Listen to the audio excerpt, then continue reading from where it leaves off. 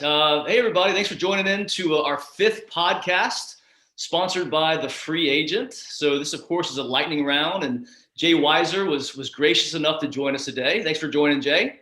Thank you. Awesome. Pleasure to be here. Yeah, great to have you. So just to kind of tee up the conversation, you and I have gone back and forth in regards to, COVID and how it's an aberration of sorts, and really kind of how it's disrupted, not only society, but business as we know it.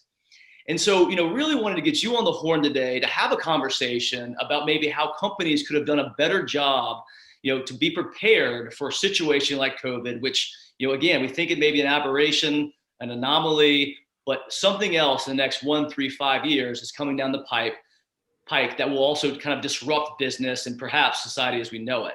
So I wanted to bring you on the show. Appreciate you joining. Prior to kind of jumping into some questions that we've got situated here, love to hear a little bit more about kind of who you are and why people should tune in.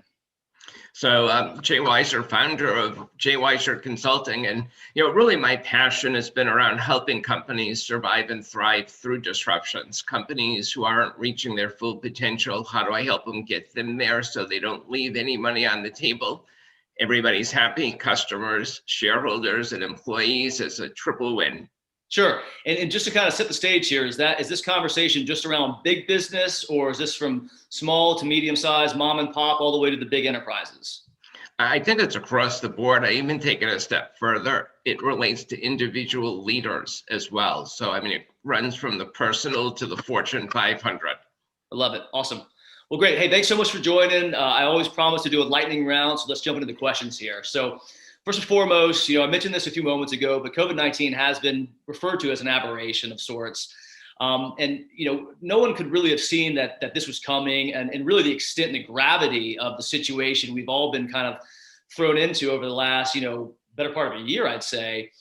So what really could people have done to be prepared for something like COVID that you can't see, touch, feel, and you really don't know is happening until all of a sudden you wake up and it's here? Well, I think the thing that's interesting, and you and I talked about this at one point, that over the last 20 years, there have been black swans before.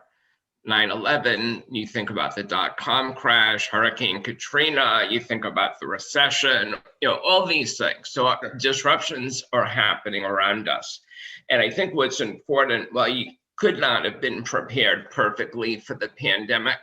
Right. You can be more prepared than what you were. Companies can, have better communications, flatter leadership, be thinking about, will I have to go mobile? Well, that's happened before. In terms of working from home, there have been storms. People have had to work from home. There have been a variety of situations. Mm-hmm. And the thing is, we've seen some of this before. We've had H1N1, and folks had to adapt to that. They had vaccines, you had to think about where you're going to work, how you're going to keep your hands clean, all these different things. So disruptions are not new. Well, it's funny you mentioned that, and we've had this conversation before as well, that maybe, COVID's a 1 in 100 scenario, but it seems like we're having these 1 in 100 year scenarios stacked up each and every year. And so there is an aberration of sorts that's happening. It's just some other form that's kind of, impacting our lives and in the business world. So that being said, if this is in fact an aberration, how likely is it that something like this is going to happen again? It's going to happen again. It's a matter of when. Well, and the thing is this, it might be a pandemic the next time. It might be an economic collapse. It might be, you think about just over the last week, there's a container ship that's blocking the Suez Canal. Right. One place in the world, and it's going to affect world trade. Right. 12% was a number I heard. It was the amount of worldwide cargo that goes through the Suez Canal. So one pipe gets blocked and the world feels the pain. So there are going to be different disruptions. It might not be a pandemic. Right. Next time, it could be a hurricane. It could be an electrical outage someplace that goes around the world, or a virus. There are so many different things. And again, it comes back to companies being more prepared, more resilient. What do you do in case of an emergency? Got it. Well, hopefully there's not going to be another run on toilet paper. That was quite the situation. I know we're going to get into kind of how a company can prepare. But prior to doing that, what could a small business do that's maybe resource constrained, that doesn't have, the deep pocketbooks that a larger company does, or the personnel that can kind of really help them take an objective view on what's happening and how they can prepare for this? Well, I mean, I think the first thing, seriously, is looking around. I mean, almost think of a submarine. If all you're doing is looking on the submarine, you're not going to know a whole lot. You have to put the periscope up. You have to look around what's going on the horizon, what's going on with your competition, your market, employment in your local area. I think some of this is just paying attention. It's asking questions like, okay, what would I do if my business doubled? What would I do if my biggest customer left? Sure. What would I do if, we had a systems outage? So it's just thinking through different scenarios. I mean, heck, you and I live in Atlanta. We know there's going to be a tornado risk tonight. So what are we going to do? We're going to watch the weather. Right. I happen to be hearing impaired. My wife is out of town. I'm not going to hear the sirens. So I have a choice. I can stay upstairs and roll the dice, or if it gets really dicey, I'll just sleep in the basement. But the point is, I have a plan. Sure. And I'm going to pay attention to the weather. The worst thing you can do is not pay attention and not look. So I think that's a great point and a good segue. Let's get a little bit more tactical here for a minute. It's kind of, I guess you're talking about awareness and the fact that you are aware of a potential tornado tonight. And so, in effect, you're going to do what you can to kind of prepare yourself for that possible event. So how could a company, big, small, what have you, really take care of that number one, I guess, piece of the blocking and tackling around awareness? How could they ensure they're more aware of their situation, their surrounding? And is this an area in which they could maybe benefit from outside assistance, from maybe a consultant like yourself, from a company? Or I guess the large organizations could maybe do this internally? Well, I mean, I really think it's a combination of things. So you can't completely outsource this. You have to be your own eyes. But it helps to, whether it's reading different publications, which are very easy just to see what folks are talking about. Sure. It might be talking to a local university professor attending a webinar, or it might be bringing somebody in like myself who can ask just different questions you haven't thought about. If you think about your business, and I was to say, Bo, you run with free agent, and I would say, okay, what are the 3 or 4 things that could break your business, that could cause a problem? And then we start to talk about that, and you name off different things. And I say, well, what's the likelihood of that happening? What would cause that to happen? Right. So it's just by having those very conversations that you know what signals to look for. You think more about what you need to do. Sometimes it's having an outside perspective. Sometimes it's having an individual inside your business who can ask those questions. And in order to do that, you have to be open as a leader. You have to be receptive. Sure. And provide a safe environment for people to challenge you. And I think that's really important. I think too, especially with smaller businesses, being receptive to feedback can be a bit tough for some of the owners, but I think it's a critical component. And, one of the reasons I have actually a consulting company myself is because I believe in the power of outside individuals, because, you're kind of stuck in your own business and the view gets very, very myopic. You miss your gaps. And so bringing in somebody from the outside to help you kind of, I guess, become aware of the gaps, I think is critical to success. And of course, increasing your awareness. So that being said, you have the awareness piece, which I guess is kind of, the fundamental step in being prepared and resilient. So you have that information, that's kind of where you start, but then what do you do with this? So, I think once you have the information, you have to, it's really about internalizing it, embedding it into your thinking. So when you think about planning, whether it be for the next quarter, the next year, what would I do differently if that was to occur? At least by thinking through that, if something happens, it's not going to be, oh my God, I've never seen this before. It's, oh, okay, we've had this discussion. I think it's when you're looking at, a year out, 2 years out, what capabilities does my company need to have? What kind of skills, tools, things that we should have access to in case any of these things happen? These don't have to be big investments. They're base level things. But if you think back to 9/11, you were in New York City. Companies at that point in time had to learn, okay, can't go to the office, period. Nobody's going into the office. You have to learn to work from home. You have to have the right technology. Fast forward 20 years. So last year with COVID, a lot of the companies, especially financial ones in New York City, didn't have a problem because they already had plans. What if they had to work from home? So it's having some of that done in advance. It's some of the basics, because once you can shift in that case to remote, then everything else becomes, I'd say business as usual, not quite, but you're up and operating versus the companies who, a few people had laptops, and most of the people had desktops. They were dead in the water for a while until that could be addressed. I think that's a great point. And also the silver lining here, of course, COVID has been a complete bear to literally every individual globally. However, I do believe because of the situation, companies have almost developed a baseline of preparedness, because most of my customers are still remote. They have figured it out. And in the event they go back to work and something else happens, which inevitably it will, they'll be in a much better position to kind of continue business. And so again, it's COVID's terrible, but the silver lining is that I think it's kind of ratcheted up the awareness a little bit, which in itself is not a bad thing. So you brought up financial investment. So quick question about that. A lot of folks are going to be, I'd say, disinterested in putting together a plan for simply a what if scenario. So can we talk a little bit about the cost implications as well as the implications for not necessarily being prepared? Again, this is a kind of a nice to have. I'm sure some people are going to think. You and I believe it's a necessity, though, especially off the heels of this global pandemic.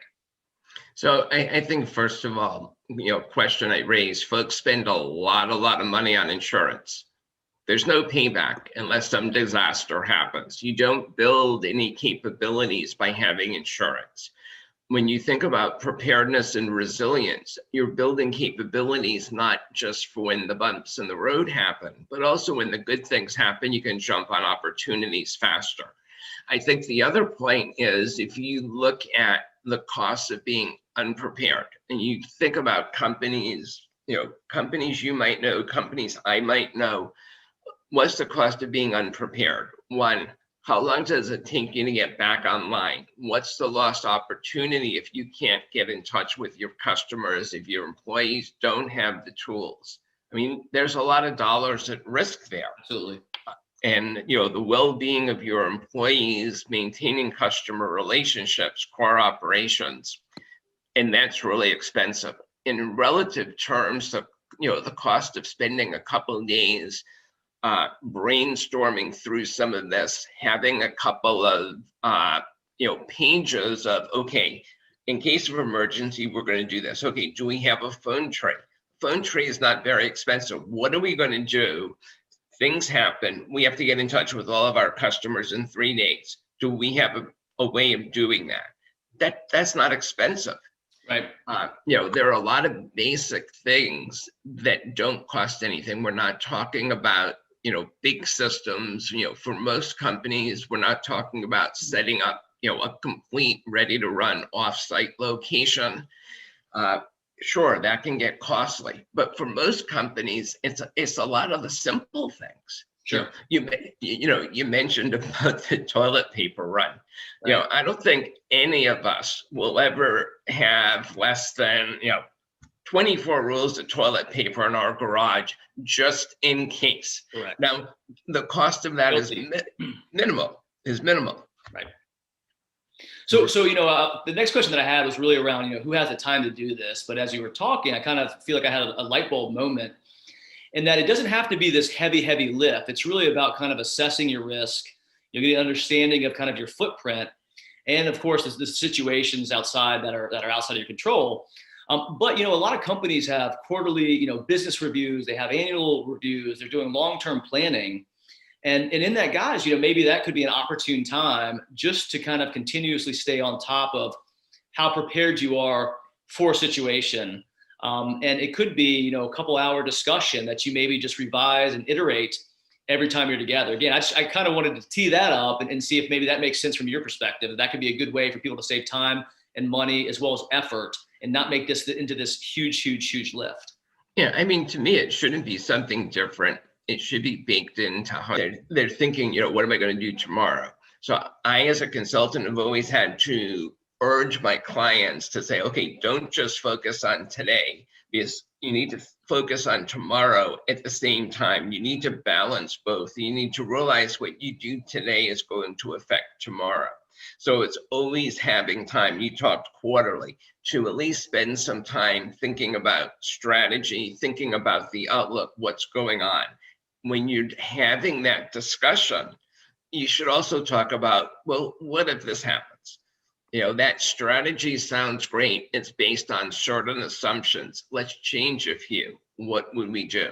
So it becomes part of that usual cadence. It's not this big thing. Right. And, I think the more you do that, the more it becomes habit, the more it becomes second nature. I think the other thing that's important is it's not just playing to avoid losing, it's playing to win. And every business wants to play to win. So if you think about it in that context, it's important to do. That's a great point. I think too, it's about education. When we first started having these discussions a couple of months ago, I was thinking, wow, this is a huge lift. Who has the time? Who has the financial resources? How do you prioritize this? But I think as you educate people that it doesn't have to be this huge lift, and it can be part of your ongoing due diligence, then the probability of somebody actually working through a plan, I think it's ratcheted up a little bit. So we've talked some about the upside benefits. We've talked about some examples. I'd love to hear how a company could actually assess maybe their risk level and preparedness for another anomaly, which I'm sure is around the corner. I mean, I think sometimes simply doing a post-mortem and saying, if we went through this again, if you knew a pandemic was coming sometime in the next 3 years, just as an example, what are the 3 or 4 things you do differently now? So you'd be a little less surprised. And chances are the things that you would do around that would be the same things you would do if you were to get hit with a storm, if you were going to get hit with some sort of economic problem. And, so it's thinking about that and it's saying, what do we learn? Have we changed? So for example, are our communications any different? Part of the problem before was maybe we weren't as transparent and as open as we needed to be. Have we made that change?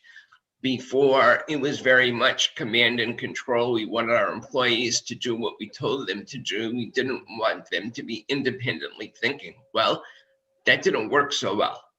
Sure. So what are we doing to help our employees be more autonomous? Are we providing them kind of the guardrails so they know what they can and can't do? But as long as they're within the guardrails, we're enabling them, equipping them to make decisions, to talk with each other.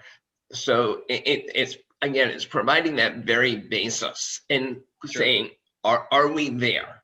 And in the same way you would track an initiative, in the same way you would measure employee engagement, you can measure employee preparedness. Just a different set of questions. Makes sense. And so it all starts with kind of doing a postmortem on what you did well, what you did wrong, where could you have improved, and of course, kind of building a plan from there. And the one thing I was going to say, just like anything else, you have to learn from your experience. And it doesn't mean that everything's going to apply again, but a lot of the core things will. So, the worst thing people can do is kind of wipe their hard drives clean and say, okay, we went through this. This is never going to happen again. We're starting with a clean slate. Let's go back to the way things were. That's a recipe for disaster. I agree. And also too, as you're talking, I mean, this seems like, being prepared is applicable, not just to global pandemics, things like 9/11, but, if you're in supply chain or you have a supply chain shortage that's, caused by a boat, blocking a canal, having a plan in place could help you kind of be better prepared for those situations as well. So I think it's a good point. A few more questions. I promise to be a lightning round. So how does a company that, they listen to this podcast and they say, hey, Jay, that makes a lot of sense. Where would they begin? How do they start the process? So if they're going to do it themselves, I think the first thing is, doing a literature search and, just asking, put in Google, how do I prepare for a disaster? How does a company prepare for a disaster? There's a lot of resources out there. Second is talking to people like yourself and me and saying, we have assessments. I offer educational, so like a seminar, webinar, checklist. What are the things you need to think about? That there are resources out there to get you started. And then if you have questions, reaching out to people who do this type of work. And, I think, when you do that, part of it is, am I aware of the problem? Is it significant enough that I have to do something about it?